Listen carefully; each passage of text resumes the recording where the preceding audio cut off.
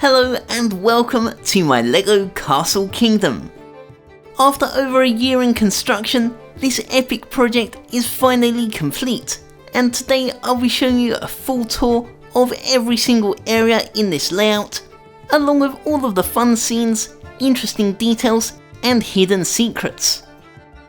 Standing at over a metre tall, this medieval kingdom is a sight to behold from every angle, including a sprawling harbourside city and a gigantic castle that stretches to the sky.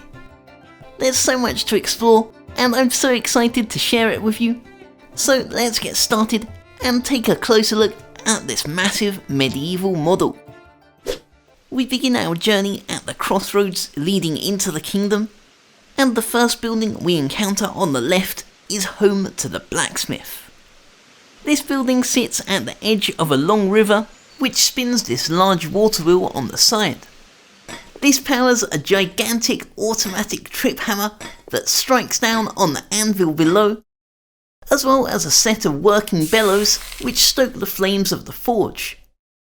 The walls of the workshop are decorated with all manner of tools and equipment, including suits of armour, scraps of metal, and chains hanging from the ceiling. The second floor of the building includes the blacksmith's personal living quarters, along with a cosy bedroom on the top floor. As we move along to the next area, we arrive at the scene of a jousting tournament. Rows of spectators watch in excitement as the two knights ride around and attempt to knock the other one off their horse. A wooden fence separates the contestants, surrounded by colourful tents and pavilions. This festival atmosphere continues with things like a falcon handler and an archer practicing his aim at the targets. We can leave the tournament grounds through a small gate which opens up into a busy farm on the outskirts of the city. This is built on a hilly green landscape which contains fields full of crops, a large barn and a working windmill.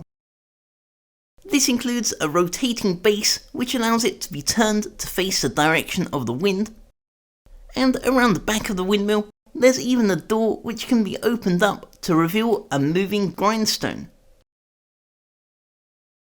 The barn features a similar style of construction with plenty of space to store supplies and winemaking equipment, or alternatively to provide a shelter for the livestock during the colder months of the year. The farm is only a short walk away from the central city square, where the main market and trading stands are located.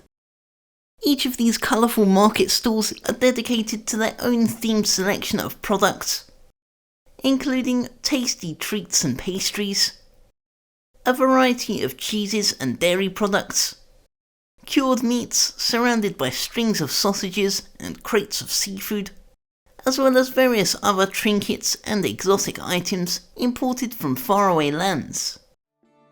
In between all of this activity, a trio of medieval musicians have decided to perform their talents on the centre stage. It looks like they've already attracted quite a crowd. You'll also find plenty of other services on offer in the market, including an arrow fletcher, fresh produce stalls, and even a fortune teller complete with a crystal ball inside her tent. Of course, most of the shops and businesses are located inside their own unique buildings, like this yellow house for example, which is the town's inn and tavern. Travellers from far and wide can come in to grab a bite to eat at the restaurant, or rent one of the rooms to stay for the night, with access to all of the inn's amenities, including an indoor bath. It looks like a royal stagecoach has already pulled up outside, ready to take advantage of the offer. The next building is shared between multiple businesses located on different levels, accessible by climbing the staircase that winds around the side. The first floor includes an expert glass blower who creates beautiful stained glass windows and decorative ornaments. Some examples of his finest work decorate the walls of his shop. The second floor is home to a talented seamstress Her studio is equipped with some samples of fabrics, sewing tools, along with an old-fashioned spinning wheel resting in the corner. To complement the seamstress's custom-made clothes, a cobbler has set up shop on the other side, advertising a selection of shoes for sale underneath a canopied roof. This leads us nicely onto the harbour side, which is a much more densely populated part of the city. We'll focus on the buildings first, which continue with a colourful assortment of roofs and balconies overlooking the busy streets below. Each of these houses are tightly packed together to form a small shopping district connected by various platforms and walkways. This includes a cartographer who specialises in drafting advanced maps and projections, a stone sculptor who's working on chiselling out his latest commissioned statue, and a doctor's office full of potions and questionable remedies that this medieval physician uses to treat any patients he comes across. Then there's also this cosy residential apartment with a great view out into the main square. This next cluster of buildings can be accessed through a series of dark alleyways that snake between the market and the docks. A harbour master's office is located in this olive green building, conveniently positioned near the cargo cranes on the pier to support all of the dockside activities. A large cargo warehouse fills up the first floor, while a more administrative type office sits on the top, stocked up with shipping manifests and marine equipment. All of these sailors coming into port need a place to drink, and luckily there's a pub close by. Inside this dimly lit tavern, you'll find no shortage of alcoholic beverages or dodgy dealings. The second floor includes a simple living area, split off into 2 separate rooms, and it looks like whoever lives here is hanging out their washing to dry. Moving on, this next apartment is home to a herbalist, who's grinding away some ingredients with a mortar and pestle. His place is also divided into 2 distinct living spaces, and a small bedroom on the top floor. On the other side is this much fancier looking sand red building. The entrance to this is guarded by a hired mercenary, standing on the lookout for any trouble. That's because this is a jewellery store, full of valuable golden necklaces, armour and accessories, which are all on display behind the counter. The final building is one that's very important to include in any good medieval city, and that is the church. This ancient structure is adorned with weathered brickwork and colourful stained glass windows, as well as a neatly tiled roof that continues up until it reaches 2 intricately decorated stone towers at the very top. The interior holds rows of pews, along with a high priest preaching to his followers. This area marks the end of the civilized part of the city, which opens up into a wild and untamed forest, overgrown with luscious plant life and greenery. Spruces, birches and pines are just some of the trees that decorate the woods, and these layers of leaves provide great camouflage for all kinds of wildlife. There's even a small swamp underneath a weeping willow, including a selection of lily pads floating above the murky water. Deeper in the forest, a hunter has set up a campsite, resting under the shade of the trees. Even though it's just a small slice, it's easy to imagine how this would extend out to form a much larger forest. Next, we'll continue around to the other side and explore the ocean. A massive ship is currently docked in the port, swaying from side to side as it rocks against the waves. Beautiful carved designs are engraved in the wooden panelling, while sturdy rope fences protect the upper levels of the decks, and these fancy decorative details continue across all 3 tiers of this medieval galleon. it looks like the crew is preparing for the next voyage, as sailors pop out of hatches and the captain plans the route ahead with the navigator. Below deck is the crew's living quarters and cargo hold, as well as what appears to be a dangerous bandit being transported in the prisoner cell on the other side. The much fancier captain's cabin is located on the next level up, and this is equipped with several personal furnishings and belongings. All of this life and activity also continues below the waves, which is a whole underwater kingdom of its own. This is filled with all kinds of aquatic sea life, including a family of dolphins swimming among the coral, schools of silvery fish and crustaceans, as well as much larger manta rays, sharks, and other deep-sea creatures lurking in the shadows. The ship's anchor is also buried in the rocks, with its chain gently swaying in the current. The last stretch of ocean encompasses the colossal cliffs which form the mountain upon which the main castle is built on. These imposing cliffs create an elevated foundation that allows the castle to tower above the rest of the skyline, with numerous turrets and flagpoles sticking out at the top. The rocks below are filled with caves and crevices, and even an alternative entrance into the castle, which can be used to gain access to the underground basement sublevels. We'll take a closer look at that very soon. The sea is also joined to a river that flows around the front of the castle and acts as a natural moat to divide up the mountain. This acts as the first line of defence for the main entrance, which includes a wooden drawbridge that can be lowered down to bridge the gap. This is combined with a functional portcullis, which can be quickly released to seal off the front gate at a moment's notice. Each of these defences works simultaneously to increase the layers of security and fortify the main entrance, completely shielding it from any attackers. These mechanisms are operated by a series of chains wrapped around wooden logs that are controlled by gears concealed deeper within the gatehouse. A magnificent waterfall flows out of the surrounding cliffs, sending splashes of water flying out as it cascades down the mountain. The source of the waterfall is this powerful river which flows out through this grate in between these two towers.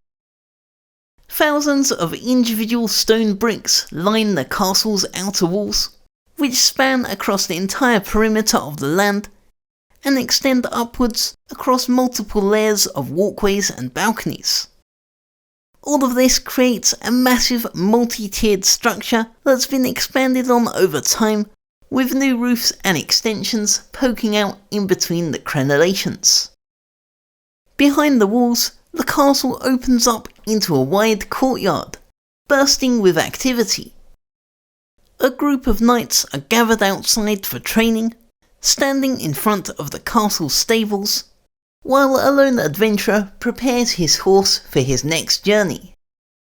There's also several different rooms embedded within the outer walls, including a gatekeeper's office, a storeroom for the horses' stables, as well as a compact servant's bedroom with a bathroom right above it. The castle's armoury is located on the ground floor of this round tower, and if you're after a specific weapon or piece of armour, there's a good chance you'll find it somewhere in here hanging on one of these walls. This knight has definitely got a lot of variety to choose from. The soldiers' barracks are tactically positioned right above the armoury, and include a set of bunk beds, a game of playing cards in the middle, and a big barrel of beer over in the corner. The third and final floor of the tower is home to the castle's main library. This cosy study is complete with rows of books, as well as a comfy looking armchair in the centre. There's also some detailed maps and a reading lectern decorating the other side of the room. The most important rooms, however, are situated inside the keep. This is built on the highest part of the mountain, which can be accessed by climbing a steep staircase that joins up to a smaller, counterweight style drawbridge. This opens up into the vast interior, consisting of dozens of rooms of all shapes and sizes. We'll begin by exploring the Great Hall, the main throne room and dining area. And it looks like we've arrived just in time for the start of the banquet. Beautiful stained glass windows illuminate the area, shining a spectrum of colours onto the royal thrones below. From here, the king and queen have a perfect view of the surrounding area, where a gigantic feast has been laid out on the tables, full of tasty treats and Middle Ages style meals. It looks like the guests are having a great time enjoying the festivities, seated in front of the warm glow of the massive stone fireplace, which is decorated with numerous coats of arms hanging up on shields above the mantle. If you want to take a break from the excitement of the feast, you can always head outside and admire the scenery of the royal garden. This is full of colourful flowers and herbs, as well as an adjacent statue room filled with statues of famous knights and philosophers. So now let's head back inside and continue taking a look at the rest of the castle's interiors. A spiral staircase leads downwards into the basement sublevels, where the first rooms that we're greeted with are the castle's kitchens. The chefs are hard at work preparing the next courses of the banquet, slicing and dicing their way through the ingredients. A tall rack holds all kinds of wines in the cellar, while more common foods and ingredients are kept in the larder, with a special ice room reserved for refrigerating all of the frozen meats and fish. There's also a little woodworking workshop tucked away at the end of this floor. Heading down to the next level, we reach a very heavily guarded area, and that is the castle's treasury. Stacked high with golden coins, gems and artifacts, this valuable treasure vault stores the bulk of the kingdom's combined wealth. Or at least it did, until this guy found a way in. This level also includes an underground dock, as well as a secret hidden passage that can be used to escape behind this stone door. And that leads out into this cave, which comes out in the moat underneath the drawbridge. The lowest and darkest level of the basement includes the prison and dungeon. This dimly lit cell is used for locking away all of the enemies of the king, although fortunately they're not currently holding any prisoners. Well, living ones anyway. As we continue our journey and head up to the very top floors, we arrive at the royal bedchambers. This is the king and queen's private residence and includes a luxurious living space furnished with a poster bed, fancy armchairs and jewellery stands, and a separate bathroom area over on the right. There's even a secret escape route hidden behind the bookcase.